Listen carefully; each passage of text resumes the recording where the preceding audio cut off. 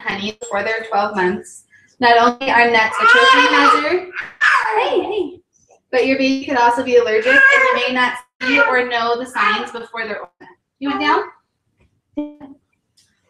And then honey, there's an off chance it may contain bacteria that can cause infant botulism. Does everybody know what botulism is? The bacteria that can kill you almost instantly. It doesn't typically happen in babies over 1 or adults, and it says that it may. There's an off chance that it may contain botulism. So they recommend not giving it to your babies under 12 months. How much of a chance is that?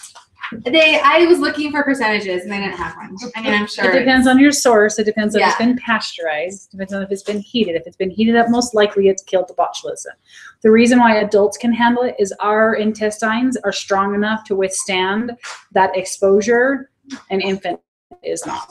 So you may have been exposed to botulism, but it may not likely not even phase you at all. Or you may have a day of diarrhea and then it's gone, and you're just like, oh, I don't know what that was. So, but Honey Nut Cheerios aren't going to hurt your baby. Correct. Right, but you also wouldn't give, like, what age group would you give Honey Nut Cheerios to? Well, you can give them to a 1-year-old if they have some teeth. Right. So if they're already a year old, that's what they're saying is wait till they're around 12 months. So yes, Honey Nut Cheerios doesn't have enough honey, and also it's a more advanced food anyway. So you're kind of protected on both. And for example, I make a cough syrup, and babies don't always need it. They very rarely need it. But I heat it up too. So it's kind of a boiled down syrup. So it has honey in it, and I don't worry about it because I've heated it up. But that's something you need to research and determine for yourselves. So, I've given my baby honey before she was born. My mom was like, be careful. I was like, she's fine. So yes, it's your own discretion. It's not a law. Nobody's going to get mad at you. It's up to you. Best starter foods are going to be avocado is a superfood. It's both of my baby's first foods. It's nice and soft. All you have to do is kind of mash it with a fork. There's no prep behind that. You just cut it up and give it to them. I'll move my hair. And also it has vitamins A and C. It has niacin and folate. I have all those on your page. It'll just tell you a little bit about each one. Bananas. Everybody gives their babies bananas. They're mushy. They're soft. They're sweet. Babies will love them. Pears also can be soft. So I would just make sure that they're really soft before you give them because they could be choking hazard. Carrots, if they're cooked down and boiled down, don't boil them too much because then you'll lose all the vitamins of your carrots. I would maybe just steam them a little bit until they're soft, and then you can mash them up or even puree them. Root vegetables, butternut squash, parsnips, and sweet potato. I use all of those in everything I make. You can add it to spaghetti sauce. You can add it to curry lentils. You can add it to pancakes if you want. If it's pureed and you season it with some cinnamon, they'll never know that it's in there. And it's really healthy for them. It tastes good, and it adds a little bit of something to your pancakes or muffins or whatever you're making. Zucchini, also you can use that instead of pasta. My kids like it with some marinara sauce is great. Broccoli is also another superfood, and potatoes has good vitamin C, a lot of carbs, so it's good. It's good for them. Black beans, I think a lot of parents stay away from beans, and that's unnecessary. Beans are really healthy for you. They have lots of iron, and if you cook them soft enough, you can puree them. I never do. I always just boil it down with some like garlic and onion and salt and pepper, and then I just mash them. And beans are like her favorite foods, right, Tikva? You said yes. No? Okay. She had beans for lunch today. And then blueberries are really healthy, and I'll show you how we're going to prepare some blueberries today. Most of these fruits and vegetables, all you need to do is cook them a little bit till they're soft, and then you can puree them. You can add it to any baked good that you would make with sugar. You can add a fruit instead, and it makes it sweet. You can add it to marinara sauces or gravies or whatever you're making. It doesn't have to be like this one fruit for my baby, and then we get this gourmet meal. Like your baby can eat a lot of what you eat. If it's healthy, if it's soft enough for them, they can eat it too. Spinach is really good, and again, that's something that you can sneak into everything you make. And quinoa is a great substitute for the rice cereal that you can buy in the stores. I know that they sell quinoa in boxes now. I don't know how processed they are. Why don't you play? Here, you want this? Here. But if you just cook down some quinoa or process it so that it turns into a powder, and then you can boil it down as if you were making regular quinoa, and it's going to be ground up. Or like I have some soaking. If you soak it overnight and then the next day you can cook it up and then puree it, doesn't matter which way you do it. Either way is fine. Yeah. I've always done like organic brown rice cereal or quinoa. When it's dry, I grind it into a powder, and then I can just keep that in my pantry until I'm ready to make some. Then I pull out a cup, and I do, just like if I was making regular rice, I would do 1 cup of dry grain, 2 cups of water, and I boil it down. And then add seasonings, add other vegetables, whatever I want, and it's great for them. And they really like it. So next on here is our recipes. I wanted to kind of touch on this squash and lentil. A lot of people get scared, like, what if my baby doesn't like it? Your baby doesn't know anything else, so except for milk. So why not try giving them some curry powder? If it's not spicy, you can give them cumin. It's not spicy. I do say on here, if you want to make it spicy, you can add chilies or cayenne pepper. This baby loves spicy food, and my other baby hates spicy food. So like, I always just give her whatever I'm eating, and then I make him something special. But you're not going to know until you try. Don't make it super spicy. You can add a little bit at a time, see how they like it once they're like a year old. But if they're little, like 6 months, 8 months, you can make curry lentils, which is basically this recipe. And then at the end of cooking it, you can process it. You need a blender. There's a baby bullet. You can use a regular bullet, processor, blender, whatever you have. And then just blend it up, and your 8-month-old, 7-month-old will love it. My babies love curry, so I just assume everybody's baby loves curry. So I made a few things here that we can try. If everybody wants to grab a spoon, try it, and then we'll see if you know what's on it.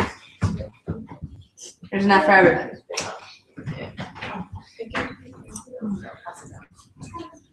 Strawberry. And spinach. Green chocolate. Marcia, you don't want my baby ice cream? It is my baby ice cream, and it's just spinach and strawberries. All I did was I got frozen strawberries and I got frozen spinach. I soaked it in some hot water for a couple of seconds to defrost it, and then I pureed it in my baby bullet, and my baby loves it. And I put it in the freezer for maybe an hour so it gets a little bit frozen, and then she eats it like ice cream. I was really surprised how much I liked it too. I'm sorry, I know you didn't like it, but men normally don't. It's just be honest. So it's like strawberries. Yeah. Yeah. So I just did equal parts. I didn't like do extra strawberries or extra spinach. I just did equal parts. So a handful. Okay.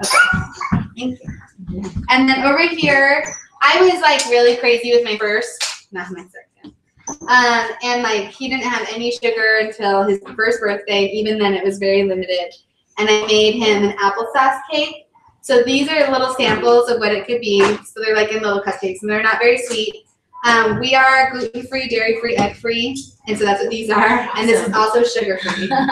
So there's nothing harmful in here. So those you try them, and then you can always add like your own. I did homemade cream for him with like no sugar, so it had like a little something on it. But I didn't do that today.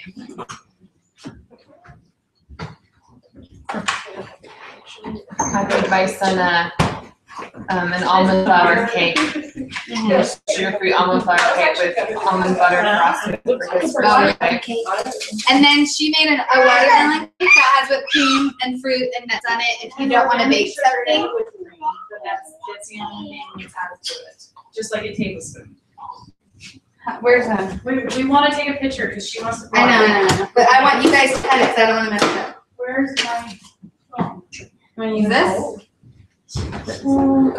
How old is she now? She is. I'm not cutting it because I'll mess it up. And then these are oat pancakes. So I have on this side gluten-free, dairy-free, egg-free oat and apple pancakes with cinnamon and nutmeg.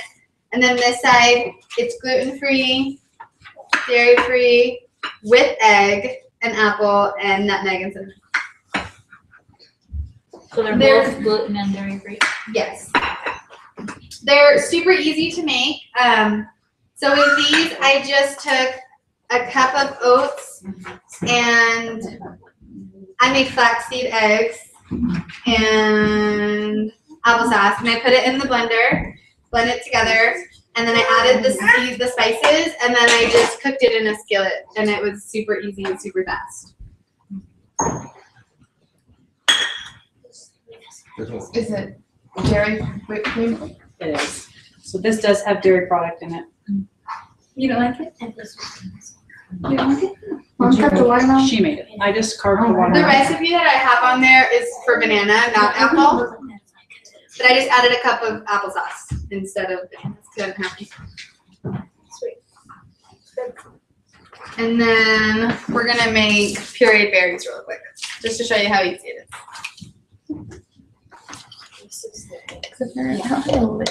is.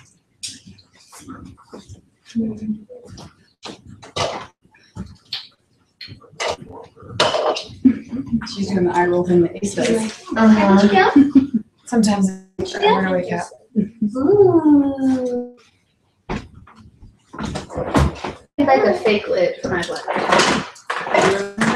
There's a green one right there on the bottom. Just hold it over it. Yeah.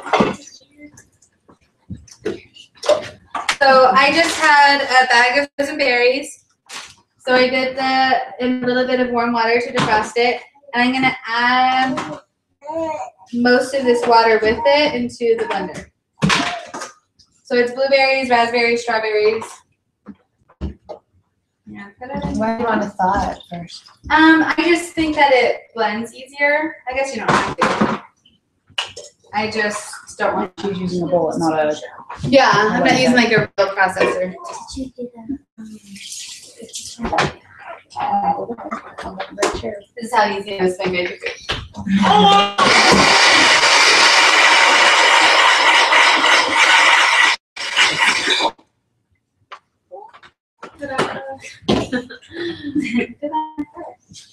The thing to remember about baby foods is it's best for you not to introduce things like grains, berries, and meats for their first exposure to anything. So if you think about that, that gives you lots of fruits and vegetables, and there's not really any off-limits types of fruits and vegetables for that 2 months of that first exposure. One of the things I recommend is that you introduce them to the same food over 3 days. What do you do? You don't have to like have them eat a whole bunch and then wait a little while to see how they respond. Because some babies, it may irritate their skin, it may irritate their tummy, and you want to make sure that you know which food it is that's bothering them. So that's why I don't combine my foods for that first introduction. It's a single food at first, see how they respond, and then if you know, say it's beans, you know beans are good, you can check them off the list and move down to butternut squash, and then you can try potatoes. So just try them one food at a time, one item at a time. And then like I said, it could take up to 3 days for a reaction to come out through either a diaper rash or a rash on their face. So that's why I recommend you do it for 3-day exposure. So like I said, you don't have to feed them a ton over those 3 days, just little exposure to them. And then if you want, you can take a little note like, oh, okay, she had explosive diarrhea, or she had a rash that showed up on her face. So those are the kinds of things that you want to pay attention to. So, okay, so when you're introducing this new food for those 3 days, is that the only food you're giving, or you can also give them stuff you know? Yeah, so if you already have something on the okay list, you could just keep adding to it. So Okay. whatever has already been proven, just keep adding to it. When you get them to a new food, just try to introduce that new food over 3 days and nothing else new. Okay. So does that make sense? Okay. Does anybody else have any other questions? There's berry puree if you want to about baby-led weaning?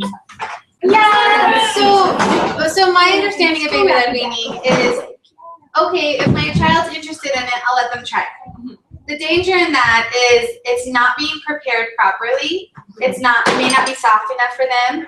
They might be allergic to it.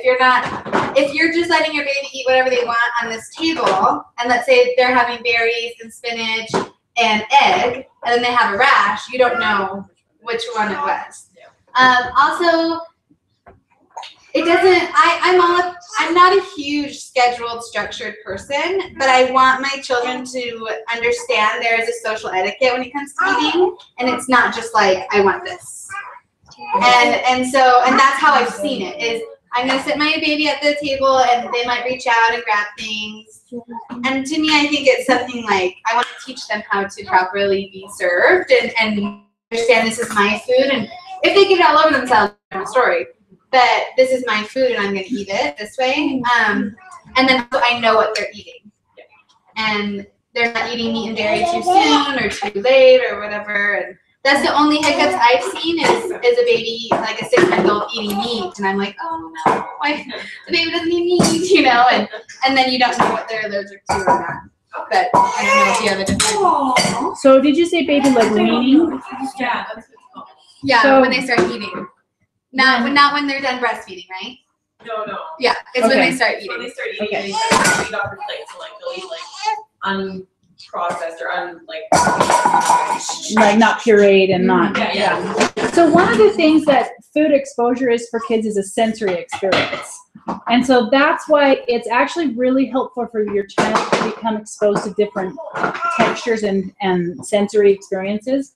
So for my kids, when I do it, we literally just clear an area and let them go to town. And it could be some pureed beans, and I'm thinking 8 months old, like not the Yeah. first foods. No. Right. But I'm thinking after they've had that beginning introduction, so they'll have some pureed beans, but then I'll give them a couple of beans Like that are whole cooked beans. and stay nearby, because you don't know how they're going to respond to that. They're going to put it in their mouth. They're going to go bleh. It's going to be chewing. It's going to be tactile, but it's not going to fill their stomach. So one of the best things you can do for them is give them a variety of Let them foods play with and it. let them touch it. Let them experience it. So Don't that be could afraid be- of your babies being messy. Yeah. I had a sister who, I probably should do this on video. I shouldn't do this on video. I don't know. Oh, I can stop it.